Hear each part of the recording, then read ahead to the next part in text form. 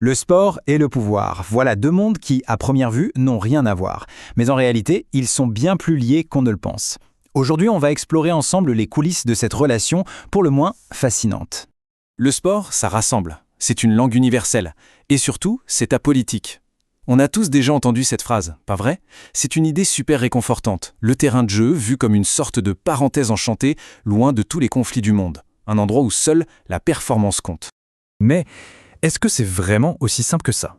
Et si ce fameux terrain de jeu, en apparence si neutre, était en fait l'un des outils d'influence les plus puissants qui existent?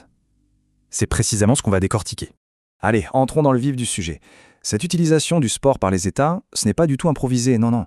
C'est une vraie stratégie, un véritable manuel politique. Et pour bien le comprendre, il y a deux concepts clés à avoir en tête. D'abord, la propagande. Alors là, il faut oublier l'image des vieilles affiches un peu grossières. La propagande moderne, c'est beaucoup plus subtil. Il s'agit de construire une histoire, un grand récit national où chaque victoire sportive devient la preuve éclatante de la supériorité d'un système politique. Et ensuite, on a ce qu'on appelle le soft power, ou la puissance douce. À l'inverse du hard power, la force militaire, la pression économique, le soft power, lui, ne force personne, il séduit. L'objectif, c'est de rendre son pays tellement attractif que les autres ont envie de nous ressembler. Et pour ça, le sport, c'est une arme absolument redoutable.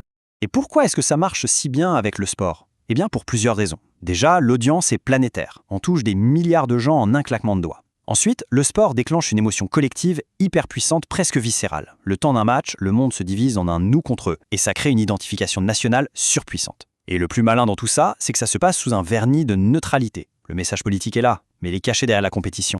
Bon, maintenant qu'on a les concepts, voyons comment ça se traduit concrètement sur le terrain. Parce que même si les outils sont les mêmes, les objectifs, eux, peuvent être radicalement différents selon le régime politique en place. Il faut bien voir que ce n'est pas du tout un phénomène nouveau. Pensez aux Jeux de Berlin en 1936. C'était une gigantesque opération de propagande nazie. Ou encore, pendant la guerre froide, chaque médaille d'or remportée par un athlète soviétique était brandie comme une preuve de la supériorité du communisme. Et bien sûr, impossible d'oublier les boycotts croisés des JO de Moscou et de Los Angeles. Là, le sport était devenu un véritable front de la guerre froide. Et c'est là que la différence est cruciale. D'un côté, les régimes autoritaires, eux, ils cherchent avant tout la légitimité. Le sport leur sert à consolider le pouvoir en place, à masquer les problèmes internes et à créer une sorte d'unité nationale de façade. De l'autre côté, les démocraties. Là, l'approche est plus fine. On est en plein dans le soft power.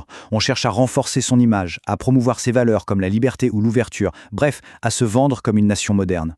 Donc, on a bien deux stratégies distinctes, mais qui utilisent le même outil.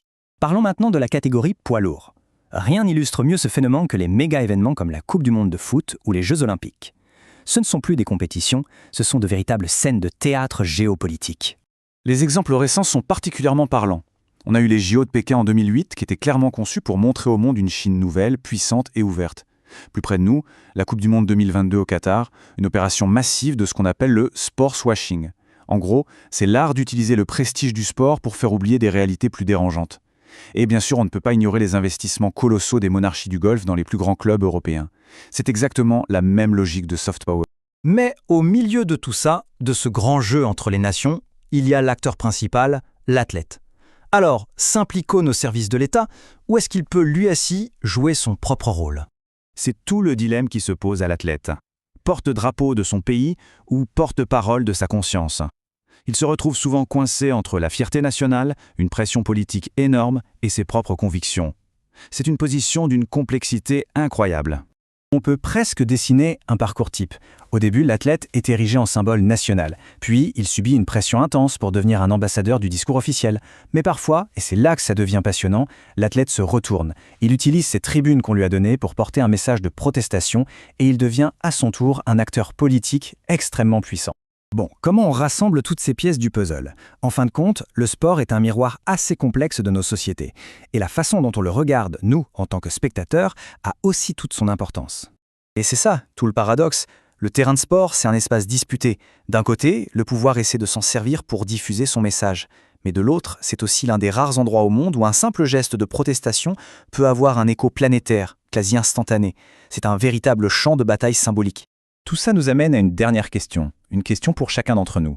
La prochaine fois qu'on sera devant un grand événement sportif, est-ce qu'on pourra vraiment faire la part des choses? Aimer le jeu, admirer la performance, tout en étant conscient du message politique qui est vendu avec?